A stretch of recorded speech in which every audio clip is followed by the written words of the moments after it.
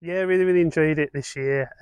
Went on a few different courses. So I did the Master in Research Communication, also did the Power of Storytelling, alongside the writing press release, Twitter course, and also the blogging as well. So all of them I thought were really good, quite different in the content, obviously, and also the way they were delivered as well.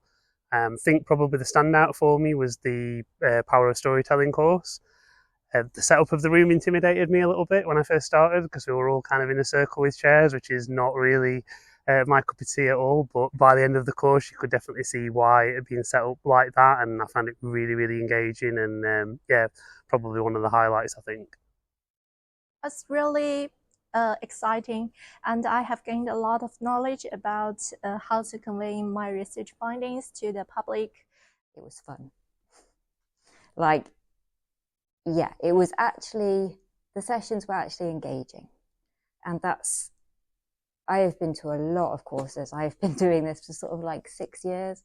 So many digital humanities, sort of academic language things where you're looking at PowerPoints and being told things. But this is the first time someone actually made me stand up in a room and give a presentation, or like, you know, be able to have the confidence to talk about your research. And that encourages you to go away and think about what is interesting about my research. What do I want to say? And most importantly, what voice do I want to use to say that?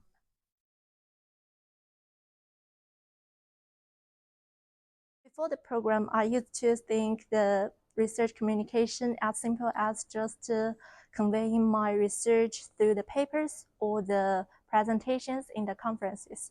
But through this, I have to think about the research communication also include some different methods like social media engagement or public speaking. I think this program also made me started to think about the reflect on the research communication, and I also try to seek for different methods to improve them. I'm coming gradually to the conclusion, I suppose, now that I've been through quite a lot of this program, that maybe I'm not a born academic in the strict sense, and that the traditional line of publishing almost puts a certain pressure on me to provide the evidence for something. And that removes some of the creativity of it, I think. So I guess that I'm thinking more about my research in the context of a wider audience and these slightly fanciful notions of having like a book on the popular table in Waterstones, where the non-fiction ones are, you know, just something that you can read and get it, and anyone can find it accessible. I think that I have a greater appreciation, I suppose, of the different variety of ways that we can communicate out to kind of different audiences, so the wider public, as well as perhaps more kind of academic audiences that we might be targeting with our research as well. I think that's been the biggest takeaway for me. I think having worked in academia for a few years in different roles, you obviously get quite used to the idea of submitting abstracts for conferences or submitting articles for journals. But obviously, that is just one really small part of the way that you can communicate. And so I think it's given me a lot more confidence around tackling other ways of communication as well. And just demonstrating the different ways that you can do that. So from that point of view, I've found it really useful to have that breadth of knowledge of the different types of communication.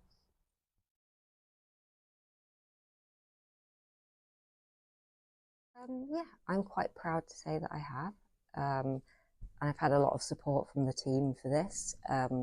After the conversation workshop that I attended, I put a pitch forward and had it accepted at Christmas. So my first article was published then and did quite well. So I did a follow-up a couple of months ago and learned a lot about what the editing process there was and about how to tailor your writing to what that publication demands.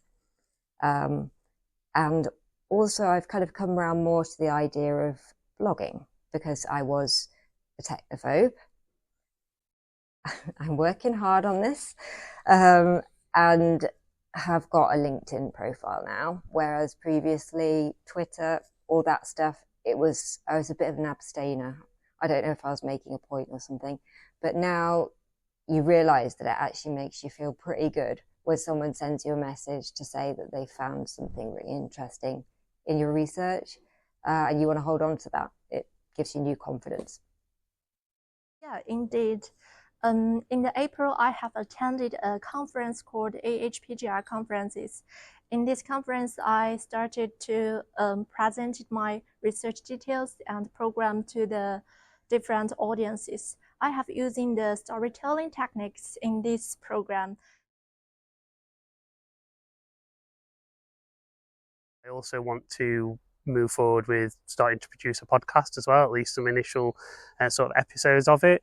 So I did go on another course for that, and then I'm going to be coming along to the research communication one this next year as a kind of an addition to what I've already learned. But I think that will be really, really useful in terms of kind of linking in with what I'm doing in my PhD and kind of communicating out to people the process of what I have to do for the steps of that, but also what a big part of the podcast that I'm looking to do is to reach out to other people who are doing research similar to me. And what I'd like to do kind of going into this next year in particular is try and do some more kind of engagement activities with the wider public about the research that I'm doing, in which case I'll be kind of leaning, I think, quite heavily on the storytelling course, because I think that was just kind of really, really powerful in terms of getting the messages across of what you're doing, even if it's not necessarily on paper sounds particularly exciting. So yeah, I think it's something that I'm sort of, it's a slow burn at the minute, but I think as hopefully the next year goes on, then I'll be doing a lot more.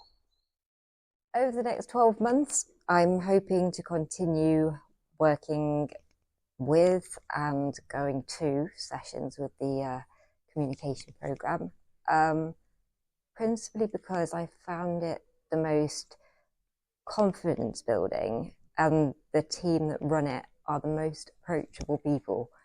That's just, the kind of support that they'll give you reading through your mindless blather to pick out what's good in your work, and valuing that. And I think for that reason, it just makes you want to stay on doing it.